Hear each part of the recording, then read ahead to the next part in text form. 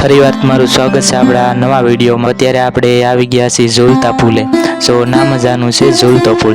તો મિત્રો જ્યારે તમે કદમગીરી જાઓ ત્યારે શેરડીવદર નગર જે આડું આવશે ગામ, તો ત્યાં આવેલું છે જે ઠાકર મંદિર તરીકે ઓળખવામાં આવે છે અને અહીં ઠાકર ભગવાન પણ વિરાજમાન છે।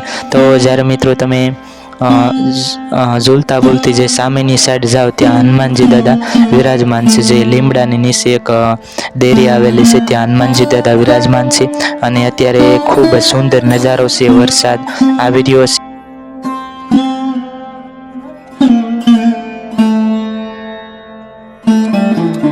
છે મિત્રો અહીં આજુબાજુ, અને લોકો ડુંગર પર ચડીને દર્શન કરવા જાય છે।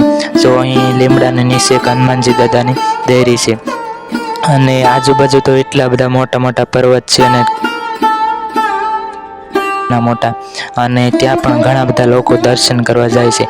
અમારે પણ પ્લાન હતો, તો વરસાદ ચાલુ હોવાના લીધે અમે ન ગયા। જો તમે આવો તો તમે આજુબાજુ જોશો ઘણા બધા લોકો પણ જાય છે અને આજુબાજુ જે પગકેડીઓ, જે નાના રસ્તા, એવા રસ્તાઓ તમને જોવા મળશે, ત્યાંથી ચાલવાનું રહેશે મિત્રો। તો અહીં જો આ એક નંબર નજારો છે અને ઝૂલતો પુલ હોવાથી આ ખૂબ સુંદર મંદિર દેખાય છે મિત્રો।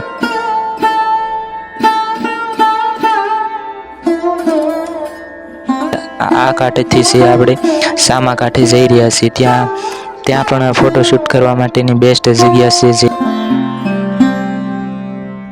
અહીં આવો તો તમને આવો મોટો ઘેરદાર છે વડ જોવા મળશે।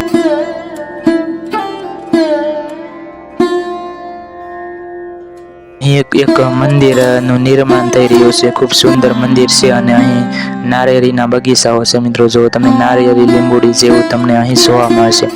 તો અહીં જો આ રીતનું દ્રશ્ય છે, તમે જોઈ રહ્યા છો કેટલું સુંદર, અને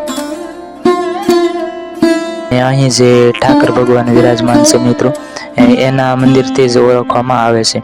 અને આજુબાજુમાં જે આ ઘણી બધી નદીઓ ને એવું આવેલું છે। તો મિત્રો વિડીયો સાથે જોડા રહેજો અને વિડીયો ગમે તો લાઈક શેર કરજો।